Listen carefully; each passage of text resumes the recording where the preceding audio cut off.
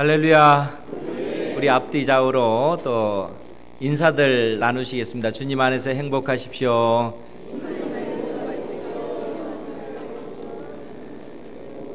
우리 주 예수 그리스도 안에서 행복하시는 여러분들 되시기 바랍니다.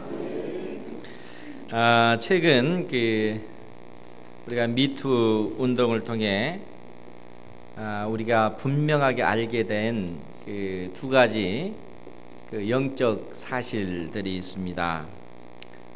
그것은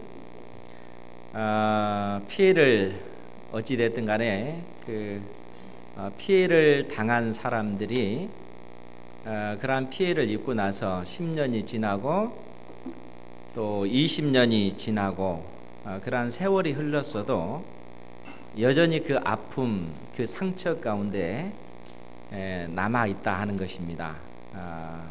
그 상처가 과거의 일이니까 없어진 것이 아니고 여전히 현재의 그 사건으로 그러한 그 고통이 남아있는 그러한 모습을 우리가 볼 수가 있고요. 또 하나가 그러한 죄를 범했던 사람들, 그러니까 과거에 10년이 됐든 또 20년이 됐든 오래전에 내가 죄를 범한 이 사건으로 인해서 그 죄의 문제가 세월이 지나갔기 때문에 해결된 것이 아니라 여전히 그 죄의 문제가 나에게 남아있고 10년이 지나도 20년이 지나도 여전히 그 죄의 문제가 나에게 고통의 문제로 남아있다 하는 것을 우리가 최근에 그 사건들을 통해서 볼 수가 있었습니다. 그러니까 한편에서는 그 용서할 수 없는 그러한 고통이 있고 또 다른 한편에서는 용서받지 못한 그러한 죄의 그 고통이 여전히 남아있는 것을 볼 수가 있는 것이죠. 그런데 문제는 이런 죄가 이제 드러나고 만천하에 확연하게 드러나고 이러한 죄의 용서를 구할 때 우리가 그러한 사람을 과연 품어줄 수 있겠는가 하는 그러한 문제입니다. 사실 우리가 그 용서를 구하지도 않는데 이제 용서해 줄 수는 없을 것입니다. 그런데 이런 죄가 드러났을 때, 이 사회 속에서 그러한 죄 문제가 드러났을 때 지금 사회 분위기는 전반적으로 그러한 사람들은 완전히 매장되어지는 그러한 상황입니다. 그래서 그것을 이겨내지 못한 사람들은 자기의 생명을 끊는 그러한 사람들도 이제 나타나는 것이죠. 그러니까 이제 그러한 어떤 죄의 문제가 드러났을 때 유명한 사람일수록 이름이 많은 사람들에게 알려진 사람일수록 몰매를 맞아서 매장되어지는 이제 그러한 현상이 빚어지고 있는 거죠.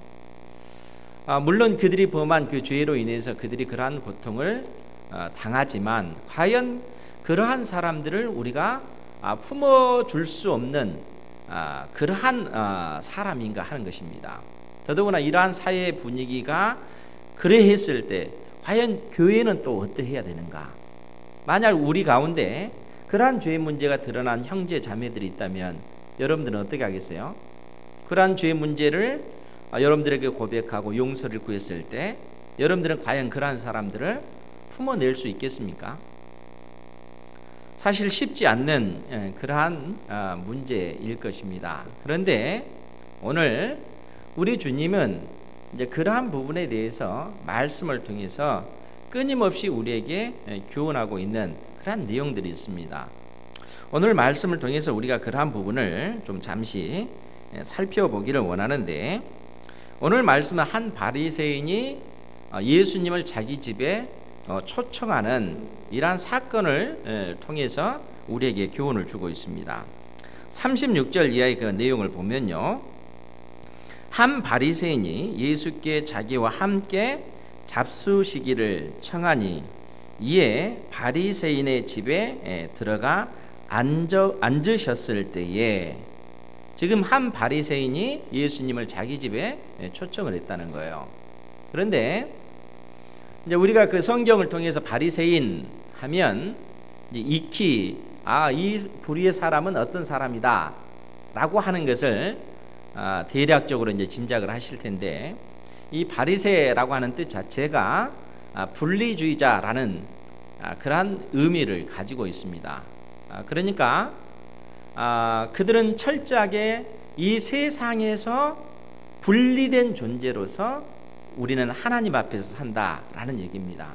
즉 세상과 분리되어서 하나님만을 섬기는 경건한 자로 내가 살겠다라고 하는 의미가 담겨져 있는 것이 바리새라는 뜻이에요. 그러니까 이 바리새파 중에 한 사람이 예수님을 자기 집에 초청을 한 것입니다. 그런데 문제는 이처럼 이 사람이 예수님을 초청했는데 그곳에, 그 동네에 37절 말씀해 보면 그 동네에 죄를 지은 한 여자가 있어 예수께서 바리새인의 집에 앉아 계심을 알고 향유 담은 옥합을 가지고 와서 예수의 뒤로 그 발 곁에 서서 울며 눈물로 그 발을 적시고 자기 머리털로 닦고 그 발에 입 맞추고 향유를 부으는 이러한 사건이 벌어진 것입니다.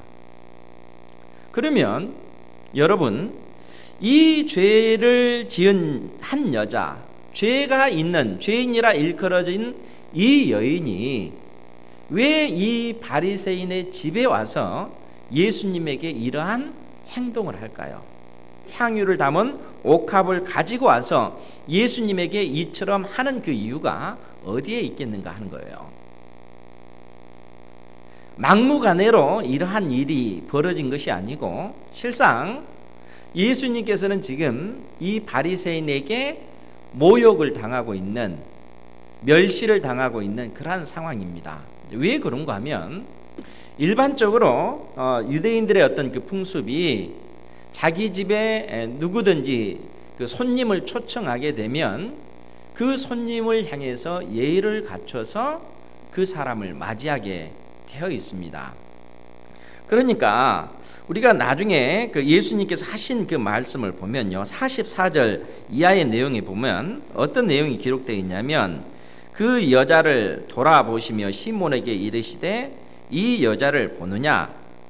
내가 내 집에 들어올 때 너는 내게 발 씻을 물도 주지 아니하였으되 이 여자는 눈물로 내 발을 적시고 그 머리털로 닦았으며 너는 내게 입 맞추지 아니하였으되 그는 내가 들어올 때로부터 내 발에 입 맞추기를 그치지 아니하였으며. 우리 46절 말씀 같이 볼까요? 시작. 너는 내 머리에 감람유도 붓지 아니하였으되 그는 향유를 내 발에 부었느니라. 아멘. 지금 이 말이 무슨 얘기냐면 예수님께서 이 바리새인의 초청을 받아서 그의 집에 갔을 때 이 바리새인은 예수님을 향해서 이러한 예를 갖추지 않았다는 겁니다. 일반적으로 유대인들이 이제 손님을 초청하게 되면 그 손님이 발을 씻을 수 있는 그 물을 가지고 와서 하인들이 그 손님의 발을, 그 먼지를 정성껏 그 맑은 물로 닦아내는 이 정결 의식을 합니다. 그러니까 발을 씻어주고 또 환영의 그 의미로, 물론 종이나 또 어떤 제자가 스승을 향해서는 손등에 입맞춤을 합니다. 그리고 이제 친한 사람이라든가 동등한 위치에 있는 사람들끼리는 그 환영의 인사로 볼에 입맞춤을 하는 거예요. 그것이 이제 유대인의 그런 풍습인 것입니다. 그러니까 그러한 입맞춤을 하고 또 물을 가지고 와서 그 발을 씻도록 그렇게 해주며 심지어 이 감람유를 그의 머리에 바름으로써 그 손님에 대한 예를 다 갖추는 것이죠. 이것이 일반적으로 손님을 초대했을 때 그 손님을 향해서 가지는 예라는 거예요. 예. 그런데 이러한 예를 이 바리새는 하지 않은 것입니다. 그러니까 그러한 모습이 지금 적나라하게 이 바리새인의 집에 그대로 드러난 겁니다. 그래서 이러한 상황 속에서 이 죄인이라 일컬어진 이 여인이 자기 집에 가서 향유가 들어있는 옥합을 가지고 와서 급하게 가지고 와서 지금 이 예수님을 향해서 하는 그 모습이 38절 말씀에 보면 예수의 뒤로 그 발 곁에 서서 울며 눈물로 그 발을 적시고 자기 머리털로 닦고, 지금 이 여인은 예수님의 그 발 앞에 무릎을 꿇고 그의 그 눈물을 흘려서 예수님의 발에 적시고 자기의 머리를 풀어서 예수님의 발을 닦는 이 의식을 하는 것입니다. 예수님의 그 발에 있는 먼지를 자기의 눈물로, 자기의 머리카락으로 닦아내는 이러한 일을 하고 있는 거예요. 뿐만 아니라 그 발에 입 맞추고 향유를 부으니, 이 여인은 예수님의 발에 그 환영의 의미죠. 입 맞추고 예수님의 머리에, 예수님의 발에 감람유가 아니라 그 비싼 향유를 붓는 이러한 일을 행한다는 거예요. 그만큼 이 여인은, 이 죄인이라 일컬어진 이 여인은 예수님을 환영하는 그 의미가 그 속에 담겨져 있는 것입니다. 그런데 이러한 모습을 본 이 바리새인이 뭐라고 이야기를 하냐면 39절 말씀이에요.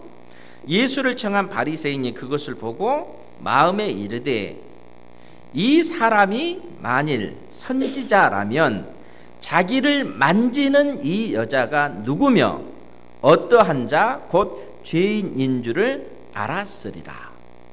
이 바리새인의 그 마음속에는 이 생각을 하고 있다는 거예요.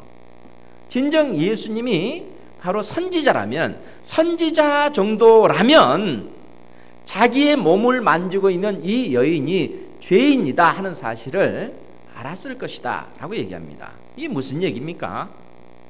구약 시대 때 하나님의 사람들, 주의 종들은 특별히 자기 자신을, 자기가 하나님의 종이니까 하나님의 백성으로 그들이 살아가기 때문에 자기 자신을 정결케 하는 일에 힘썼습니다.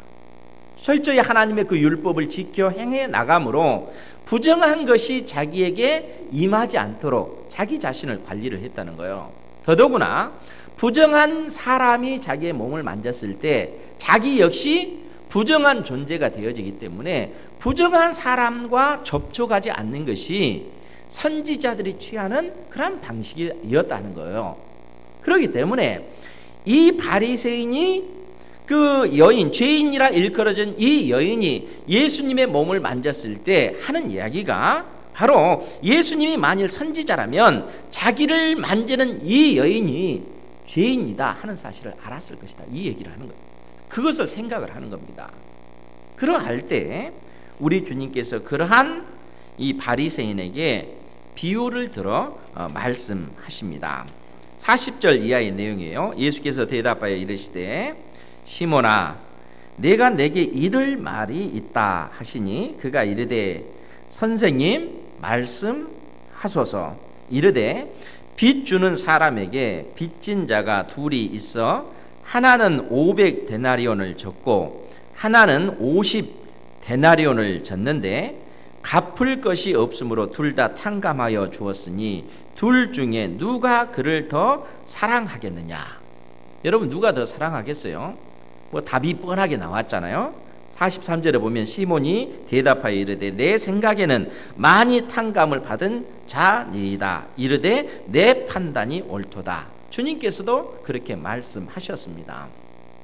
그런데 여러분 이 그 한 데나리온, 500데나리온, 50데나리온이 나왔는데 이제 데나리온이라고 하는 것은 화폐 그 단위죠. 그러니까 한 데나리온이 그때 당시 그 노동자의 그 하루치 그 품삯이라고 그렇게 얘기를 합니다. 그러니까 만일 우리가 10만 원씩만 잡아도 50데나리온이면 얼마죠? 500만 원이겠죠. 500만 원. 대략 수치를 그 정도 기억을 하십시오. 그리고 500데나리온이면 5천만 원 정도 되겠죠. 그러니까 두 사람이, 한 사람은 5천만 원을 빚을 졌고 한 사람은 500만 원을 빚을 졌다는 거예요. 그런데 두 사람 다 빚을 갚을 능력이 없는데 이 돈을 꾸어줬던 사람이 이 두 사람의 모든 그 빚을 다 탕감해 줬다는 거예요. 없게 해 줬다는 거예요. 그러면은 500만 원 빚진 사람이 더 감사하겠습니까? 5천만 원 빚진 사람이 더 감사하겠습니까? 5천만 원. 물론 두 사람 다 감사할 것입니다. 그런데 많이 탕감받은 사람이 많은 돈을 갚지 않아도 되는 이 사람이 감사하는 그 마음이 컸을 거다 하는 거예요. 지금 우리 주님께서는 이러한 말씀을 해주시면서 이 바리새인이 가지고 있는 그 생각을, 그의 그 위선을 지금 드러내시는 것입니다. 내가 너의 집에 왔을 때 너는 나에게 발을 씻을 물도 주지 않았지만 이 여인은 자기의 눈물을 흘리면서 자기의 머리를 풀어서 내 발을 닦아주었다. 내가 너에게 왔을 때는 너는 나에게 환영하는 입맞춤을 하지 않았지만 이 여인은 나의 발에 입을 맞추었다 라고 얘기합니다. 그것뿐입니까? 내가 너에게 왔을 때 너는 나에게 감람유, 싼 가격에 이 올리브유도 너는 나에게 나의 머리에 바르지 않았지만 이 여인은 값비싼 향유를 내 발에 부었다라고 이야기를 합니다. 그러면서 주님께서 무슨 말씀을 하시냐면 47절 말씀입니다. 우리 같이 보죠. 47절 시작. 이러므로 내가 내게 말하노니 그의 많은 죄가 사하였도다. 이는 그의 사랑함이 많음이라. 사함을 받은 일이 적은 자는 적게 사랑하느니라. 아멘. 이러므로 내가 내게 말하노니 그의 많은 죄가 사하여졌도다. 이는 그의 사랑함이 많음이라. 사함을 받은 일이 적은 자는 적게 사랑한다 라고 주님께서는 이야기합니다. 이 여인의 그 많은 죄가 깨끗이 사함을 받았다 라고 주님께서 선언을 하시는 겁니다. 그리고 이 여인에게 내 죄의 사함을 받았느니라 이렇게 말씀하실 뿐만 아니라 50절 말씀에 보면 우리 같이 보죠. 50절 시작. 예수께서 여자에게 이르시되 내 믿음이 너를 구원하였으니 평안히 가라 하시니라. 아멘. 예수님께서 이 여인에게 내 믿음이 너를 구원하였으니 평안히 가라 이렇게 선언하고 계십니다. 그러면 여러분 생각해 보세요. 지금 이 여인이 내가 예수님을 믿습니다. 예수님을 하나님의 아들 그리스도로 내가 믿습니다 라고 고백을 했습니까? 그런 고백의 내용은 없습니다. 그렇죠? 그런 고백의 내용이 없는데 예수님께서는 이 여인을 향해서 내 믿음이 너를 구원하였으니 평안히 가라 이렇게 말씀하고 있다는 거예요. 여러분 이제 이러한 말씀의 의미를 우리가 좀 생각을 해봐야 되는데 이제 그러기 전에 그러면 왜 이 바리새인이 이 여인을 향해서 이 여인은 죄인이다 이렇게 낙인을 찍으면서 예수님을 자기 집에 초청을 하면서도 예수님을 온전히 영접하지 않았겠습니까? 왜 안 했을까요? 여러분 이와 유사한 비유가 사실 누가복음 18장 말씀에 나와 있습니다. 예수님께서 어떤 비유의 말씀을 해주냐면 무릇 자기를 의롭다고 믿고 다른 사람을 멸시하는 자에게 비유를 들어서 말씀하십니다. 그 비유의 비유에 등장하는 두 부류의 사람이 바리새인과 세리, 그때 당시 죄인이라 일컬어졌던 세리라는 거예요. 그런데 예수님께서 무릇 자기를 의롭다고 믿고 자기를 의롭다고 믿는 이 믿음이 어디에 근거합니까? 자기 스스로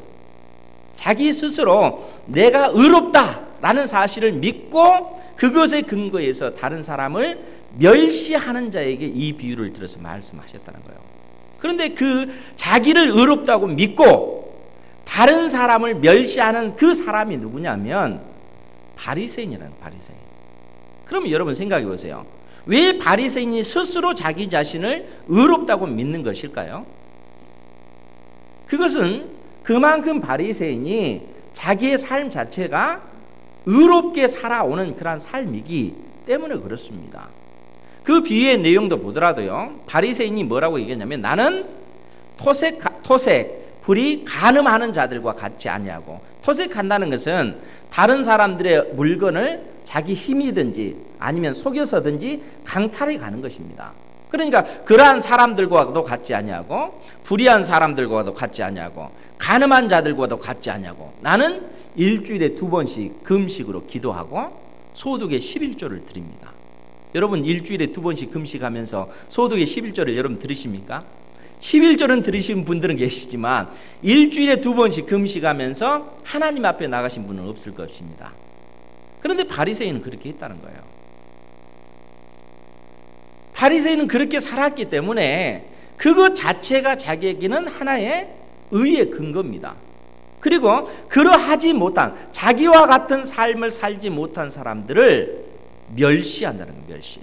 그러니까 오늘 본문에 등장하는 이 바리새인 역시 죄인이라 일컬어진 이 여인을 봤을 때 그 여인을 얼마나 멸시하겠습니까? 그렇지 않겠어요? 자기 스스로는 나는 의롭다, 나는 구원받은 하나님의 백성이다, 자기 스스로는 그렇게 생각하는 거예요. 그리고 그것이 근거가 되어서 다른 사람들을 멸시하고 있다는 거예요. 사실 이러한 함정에 우리가 많이 빠집니다. 그렇지 않습니까?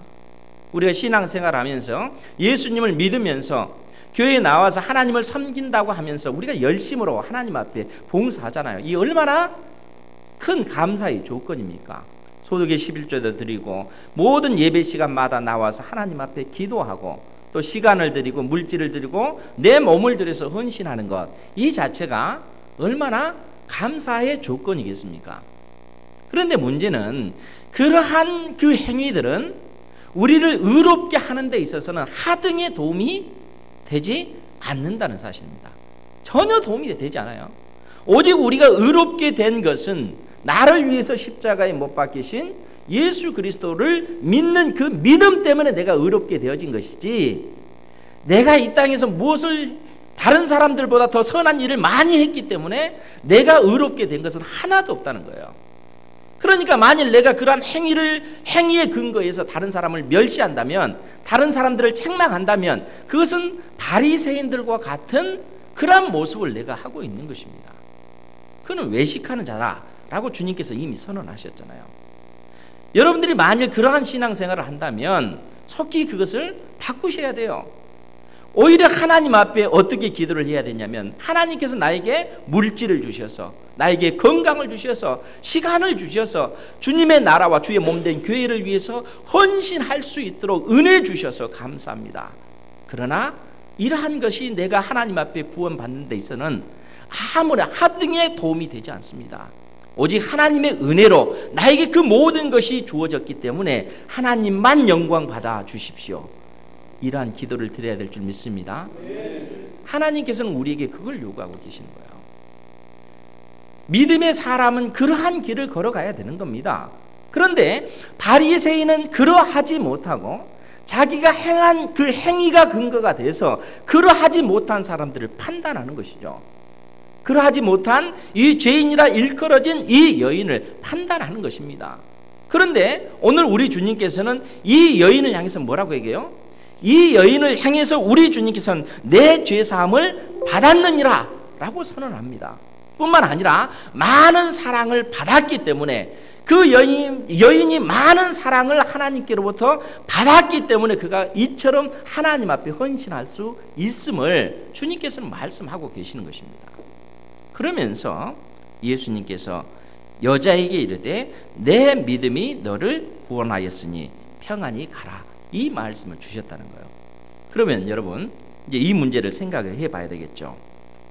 도대체 죄인이라 일컬어진 이 여인이 가졌던 그 믿음이라고 하는 것이 무엇일까? 여러분, 우리가 예수 그리스도를 믿을 때 두 가지 그 현상이 우리 속에 나타난다라고 얘기를 했습니다. 이 부분은 이제 중요하기 때문에 지난주에도 말씀을 드렸지만 여러분들이 마음속에 깊이 새기셔야 돼요. 에스겔서 36장 25절 이하의 그 말씀을 보면 기억해 두세요. 제가 봉독해 드릴게요. 에스겔서 36장 25절 이하입니다. 거기에 보면 맑은 물을 너희에게 뿌려서, 맑은 물을 너희에게 뿌린다는 거예요. 너희에게. 그럼 왜 맑은 물을 뿌린다고 했어요? 우리를 씻어내기 위해서 맑은 물을 뿌리잖아요. 그런데 그 맑은 물을 우리의 영혼 가운데 뿌린다는 거예요. 영혼은 눈에 보입니까? 안 보이죠? 그러니까 비유적인 표현이에요. 맑은 물을 우리 영혼 가운데 뿌려서 우리 속에 부정한 것들, 더러운 것들, 그것을 맑게 씻어낸다는 거예요. 그렇게 함으로써 우리의 영혼이 어떻게 되는 거예요? 새 영이 되는 거예요. 새 영. 새 마음이 된다는 거예요.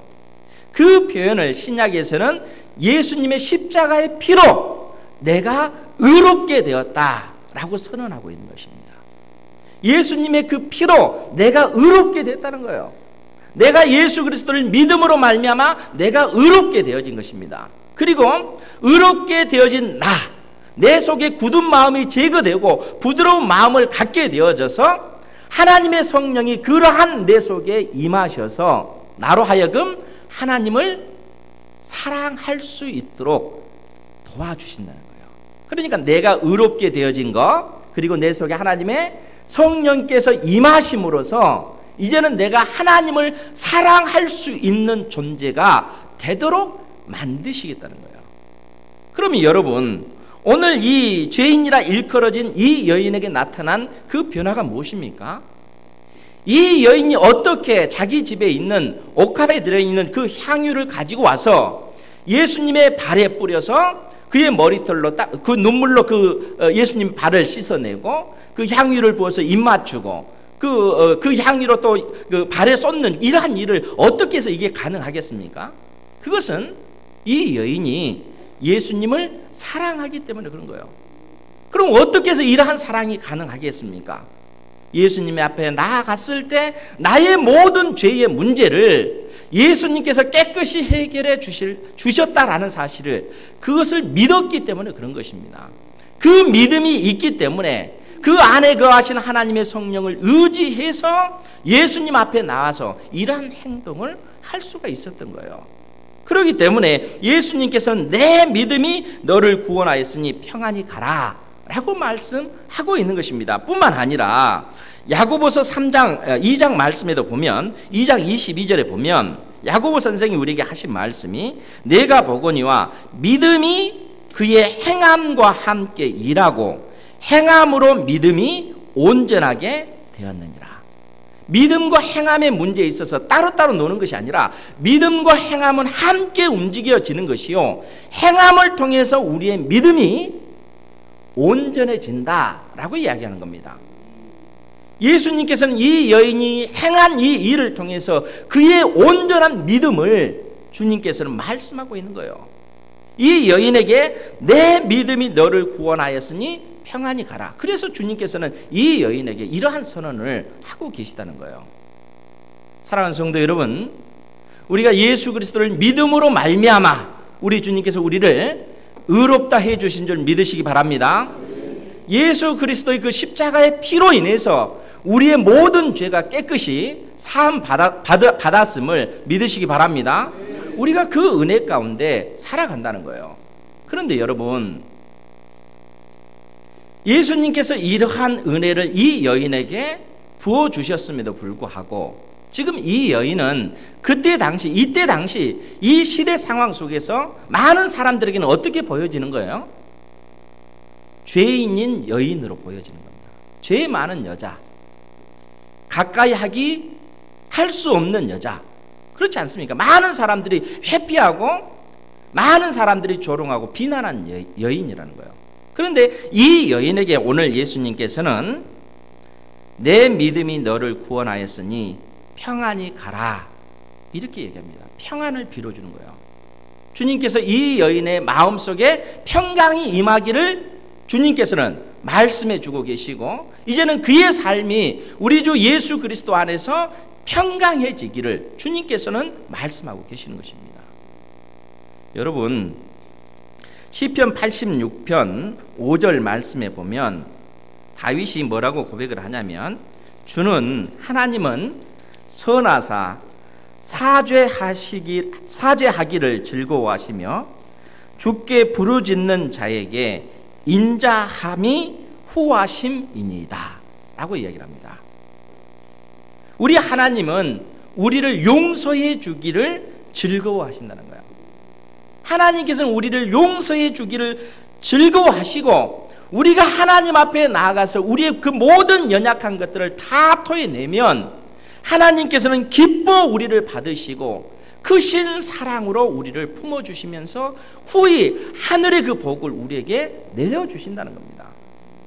우리가 하나님 앞에 우리의 모든 죄악을 토해내면 우리를 조롱하고 우리를 비난하는 것이 아니라 하나님께서는 그러한 우리를 품어주신다는 거예요.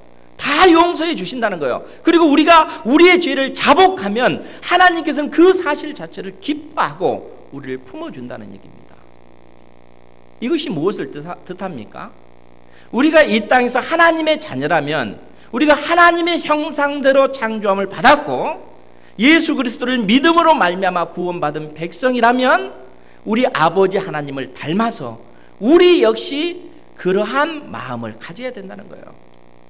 예수 그리스도 안에서 우리가 넉넉히 모든 사람을 다 품어내야 된다라는 얘기입니다. 많은 사람들이 하나님 앞에 범죄하고 그 죄의 문제가 있을 때 이 죄의 문제를 끙끙거리다가 하나님 앞에 고백하고 또 그 죄가 많은 사람들에게 드러났을 때 그리고 그 죄의 문제를 가져가서 내가 하나님과 당신들 앞에 범죄했습니다. 이 죄를 용서해 주십시오. 여러분들에게 용서를 구할 때 여러분들은 그것을 조롱해서는 안 된다는 거예요. 비난해서는 안 된다는 거예요. 하나님 앞에 우리 속에 있는 것이 다 드러나면 결국 뭐겠어요? 하나님 앞에 온전히 설 인생이 있겠습니까? 한 사람도 없다는 거예요. 그렇기 때문에 하나님께서는 하나님 앞에 나와서 그의 모든 죄악을 다 토해내면 하나님께서는 그러한 사람을 기뻐 받으실 뿐만 아니라 하나님께서 하늘의 풍성한 은혜, 하늘의 그 인자함을 그 사람의 인생 가운데 부어주시는 거예요. 뿐만 아니라 우리를 향해서 너희들 역시 그러해야 된다. 너희들 역시 형제를 넉넉하게 그를 품고 가야 된다라고 말씀하고 있습니다. 그러한 삶을 사시기 바랍니다. 서로 우리가 신앙생활이 오래돼서 깊어져서 하나님을 잘 섬기고 우리가 범죄하는 하나님 앞에 범죄하는 그러한 일이 작다 할지라도 그러지 못한 그러한 사람들을 보면서 어떻게 해야 되겠어요? 비난하는 것이 아니라 그들을 독려해주고 다시 일어서야 돼. 거기에서 일어나야 돼. 하나님께서 너와 함께 하시니까 이길 수 있어. 끊임없이 격려해주고 그 사람을 품고 가야 된다는 거죠. 여러분 부모가 됐을 때 어린 아이들 키웠을 때 유치원생 그 저학년 어린 아이들이 밥을 먹을 때 밥알을 흘리면은 그게 정상입니까? 비정상입니까? 지극히 정상이죠. 그런데 밥 먹으면서 밥알 흘린다고 어른처럼 대해서 그 아이를 때리면 그럼 되겠습니까? 그렇지 않죠. 부모면 어른이면 기다려줘야 되겠죠. 그 아이가 자라면 자연스럽게 다 해결되는 그런 문제들입니다. 즉 하나님께서 우리에게 그러한 심정을 가지고 이 땅에서 연약한 성도들을 품고 믿음이 약한 이들을 일으켜 세워주면 함께 주의 몸된 교회를 이루어가라 말씀하고 계십니다. 이 말씀을 통해서 여러분들이 이러한 사실을 다시 한번 깨달으시고 하나님께서 기뻐 받으실 만한 그러한 믿음의 삶을 사시는 여러분들이 되시기를 주님의 이름으로 축원드립니다. 기도하겠습니다. 자비하신 아버지 하나님, 우리가 심히 어리고 연약하여 실수가 많고 또 하나님 아버지의 마음을 아프게 해드린 적도 많고 또 연약한 형제들의 그 마음의 상처를 낼 때도 많았음을 고백하옵나이다. 주님, 이러한 우리를 불쌍히 여겨주시고 우리를 품어주시옵소서. 연약한 형제를 넉넉히 품게 하시고 나에게 상처 줬던 이들 또한 용서하고 품어낼 수 있는 믿음의 사람들 되기를 원합니다. 그리하여 우리 주 예수 그리스도 안에서 주님께서 기뻐하시는 믿음의 공동체를 이루어갈 수 있도록 은혜 내려주시고 아버지 하나님께서 매일의 삶 가운데 택한 저희들과 함께 하시는 그 은혜를 저희들이 누리게 하여 주옵소서. 예수님의 이름으로 기도하옵나이다. 아멘.